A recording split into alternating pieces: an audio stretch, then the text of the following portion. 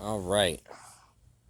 I am trying to give myself more space here to do this, and I don't think this is going to work, but we're going to see. So this is a another tutorial, I guess you can call it. My fumbling way of doing a tutorial.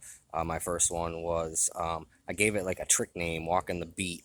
Although really, it's not a trick tutorial. It is more of a exercise, really, to just get used to getting used to your grip coming around the fingers. I'm actually displaying it right here. So my first tutorial is just getting used to the flipping nature of this, going back and forth and down the fingers. This is a follow-up where it's taken the same principle or same basic idea behind the walking the beat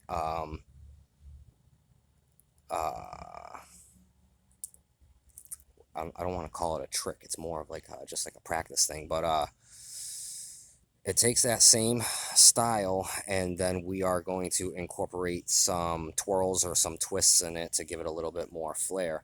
Um, I don't know what to name this stuff. I called the first one "Walking the Beat," and uh, that's not what this is. So let's see here. I I have to walk away from the camera and not be able to see it. So I'm just gonna have to hope that you're getting some type of visual display here in camera with my guess anyways. So this is what it kind of looks like, right? You're doing basically the same thing where you're walking the fingers like my first tutorial, but on this one here, you're starting in the reverse, come around that finger just like that. When you do that, when you come around, you're gonna want to swing it back around, right? And transfer fingers. So just so you can see, right? I'll do it again. You're coming around, swinging it and transferring the finger. Then you're going to spin it.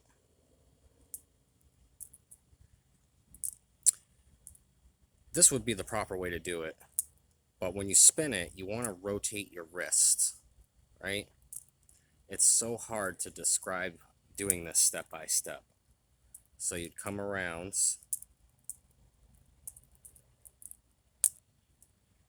See how I kind of did that, like that little twirl there? And I'm ending up down here with the pinky grip, right? Now, as you get better and better with this, the goal is to end up with your pinky as close to this end as possible, because you still need the ability to come back around and finish the loop so you can kind of do it all over again, right? I tried to shoot another video and it came out horrible. I don't have as much space as I thought I would have, and I can't even see the camera where it's set up, so I don't even know if this is all in frame. I'm trying to do this slow enough so you can see what's going on here. I can't really explain it step by step because there's a lot of subtle wrist movements, or not so subtle, I guess, that are needed for this. So you come around your index finger, catch it there.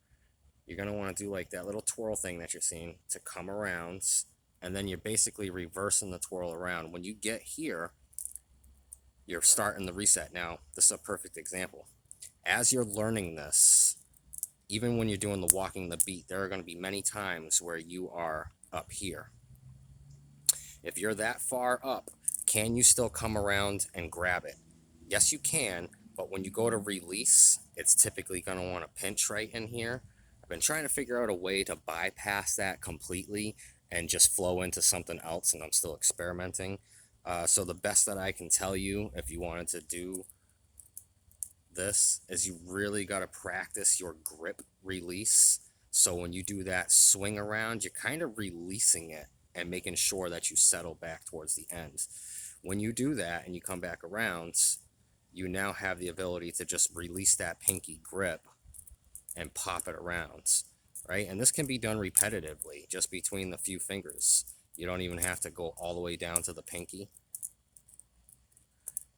You can kind of throw in as many twists as you prefer with your wrists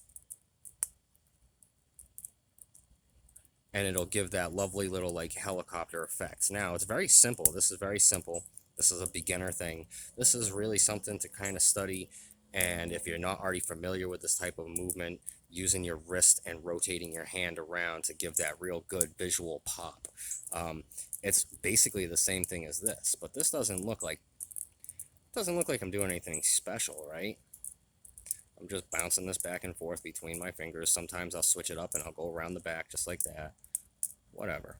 You know, it's my go-to way. You're basically taking the same thing, but you're adding those wrist rotations in there. And you're really like flaring out and letting the weight spin itself when you come in between each finger. I honestly don't know how to break it down. I'm going to go as slow as I possibly can right now.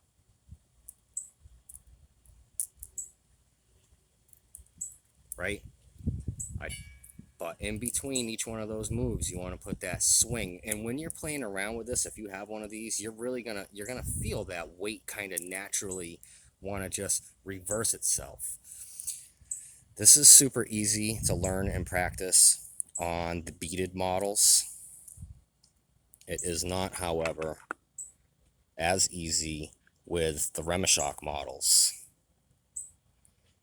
You definitely need to get a little bit more fine-tunes on your grip where you end up, like right there. Another good example, when I come around, it's going to want to bind. You don't want that. An easy solution for the Remeshock is you can just bounce it back up to the top and kind of go back and do it all over again. But if you really want to get the good practice in on switching back, you really got to get to that point where this is so hard to do slow. It's so weird. And I know all you're seeing is a blur if I go fast. So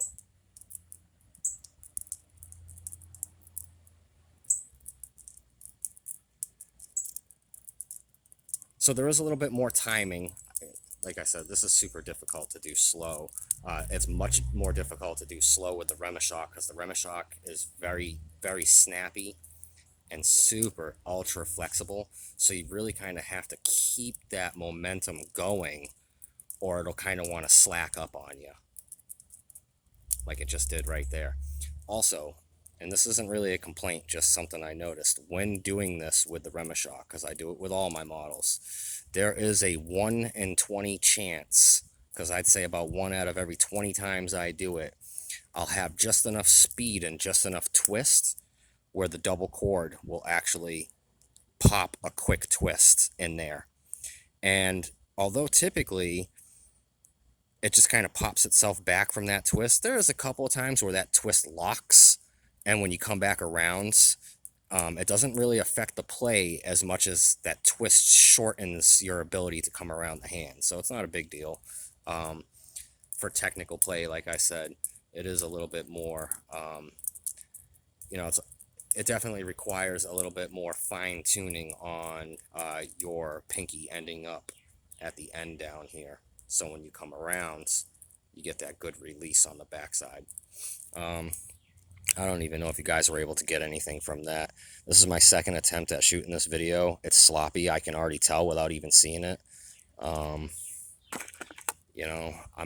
don't know how to do tutorials and break it down step by step.